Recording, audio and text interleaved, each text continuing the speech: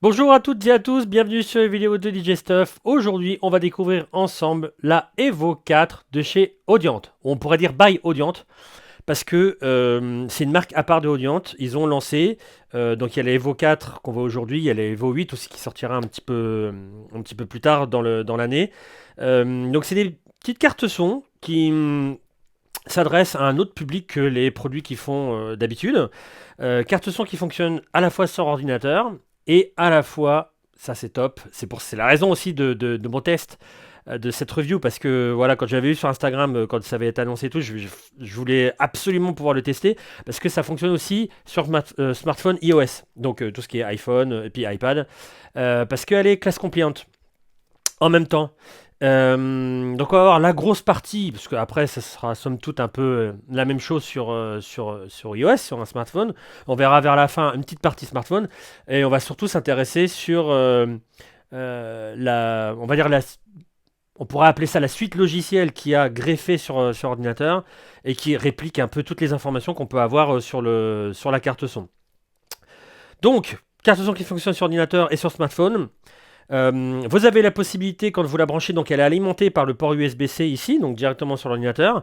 Il y a la possibilité de mettre une anime fantôme, on va le voir dans la vidéo, donc du 48 volts sur les micros qui sont branchés à l'arrière. On verra dans les connexions que vous pouvez à la fois brancher du line ou du niveau micro à l'arrière en combo jack 635 XLR, mais vous avez aussi tout à fait l'opportunité de brancher via la petite entrée DI sur le devant, une guitare, un piano, n'importe, sur le devant. Pour les connexions en face avant, vous avez l'entrée DI, comme je vous disais, pour guitare, piano, la sortie casque, et à l'arrière, en face arrière, on va dire, l'alimentation, donc le port USB-C, la sortie pour vos moniteurs, et la double entrée XLR jack pour entrée mic avec ou sans lime fantôme et entrée line in. Voilà, maintenant attardons-nous sur la partie sur la façade avec tous les petites diodes qui clignotent dans tous les sens, à quoi sert chaque bouton, tout ça.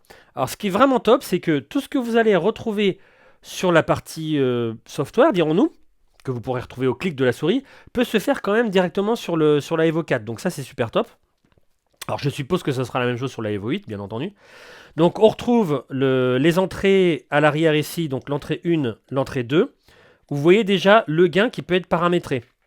La possibilité, alors ça se réplique aussi sur l'écran, mais vous voyez, si j'appuie longtemps sur la 1, vous pouvez mute. Alors je peux la démute. Je peux faire sur la 2, vous voyez, elle est mute. Et dans la vidéo, en fait, je vais faire un test sur deux micros différents. Un qui n'a pas le SM58, qui n'a pas besoin d'Aim Phantom.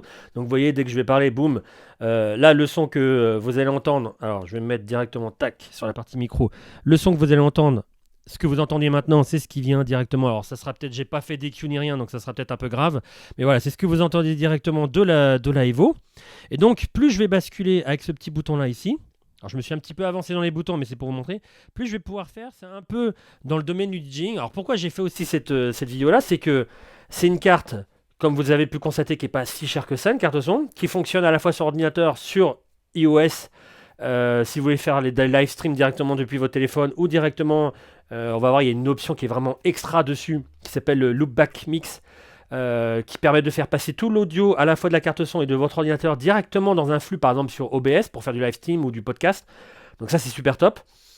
Et vous voyez ce petit bouton, il vous sert un peu comme un petit bouton de PFL qui permet de passer de ce qui est au niveau des trois entrées que vous avez ici à directement l'audio qui passe dans l'ordinateur. Donc vous pouvez faire vraiment, donc c'est l'équivalent du petit bouton un peu PFL Master qu'on retrouve enfin Q Master si vous préférez, qu'on retrouve sur les mixeurs DJ. Donc vous pouvez très bien attaquer avec votre contrôleur ou table de mixage directement sur la carte son et enregistrer votre mix ou faire un live de votre mix directement sur votre smartphone ou votre ordinateur. Franchement c'est le pied. En plus avec cette petite option qui fait que vous pouvez faire passer le son de l'ordinateur directement dans le live stream. Si vous voulez lancer des samples, une petite musique de fond, là c'est ce que je vais faire. Enfin voilà, tout fonctionne.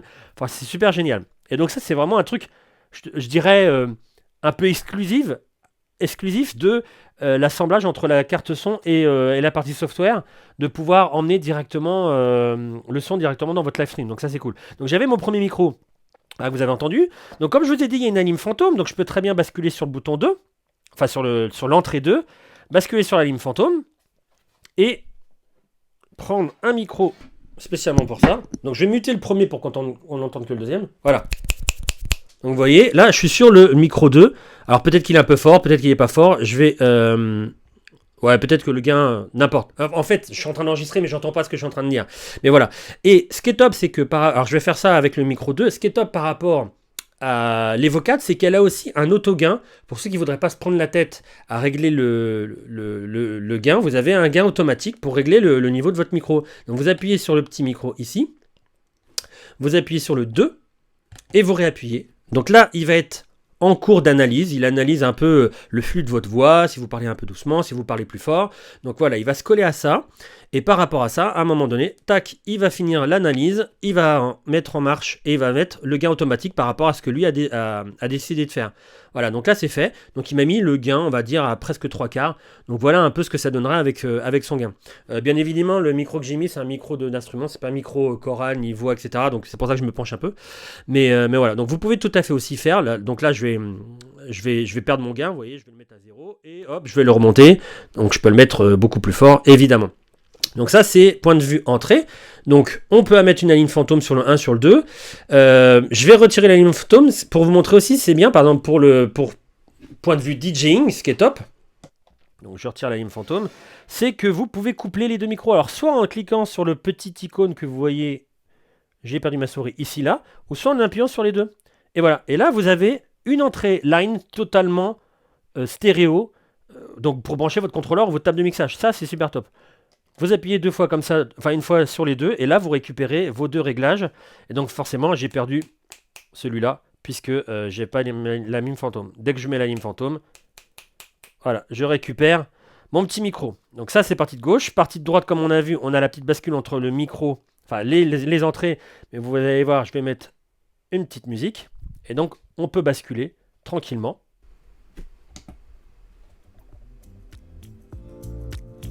Vous voyez, basculer sur la musique. Hop. Voilà, après que ça a son intérêt, parce que la musique vient de l'ordinateur, et je vais pouvoir l'envoyer dans OBS. Et enfin, vous avez le volume ici, le volume général. Donc, volume général, vous voyez, tac, quand je vais le mettre à 0, hop, si je prends mon micro, 1, 2, 1, 2, 1, 2, on voit rien. Hop, si je remets là comme ça, et que j'augmente, voilà, petit à petit, je vais avoir mon micro. Et ce qui est bien, c'est qu'on peut aussi muter le volume général. Hop, vous le voyez ici au milieu. Donc ça, c'est top. Donc on voit bien tous mes réglages, tous mes vues-mètres. Vous voyez, on voit bien le micro, la partie 1, la partie 2. Bon, là, je suis un peu loin, mais on s'en fiche. Le mute, hop, j'enlève le mute. Enfin, voilà, on voit vraiment tous les réglages. C'est super agréable de pouvoir avoir à la fois complètement quitter l'affichage de l'ordinateur et complètement se mettre directement... ou alors complètement se fier à l'affichage de l'ordinateur. Et on a donc ce petit loopback ici. Vous voyez, si je mets par exemple la musique.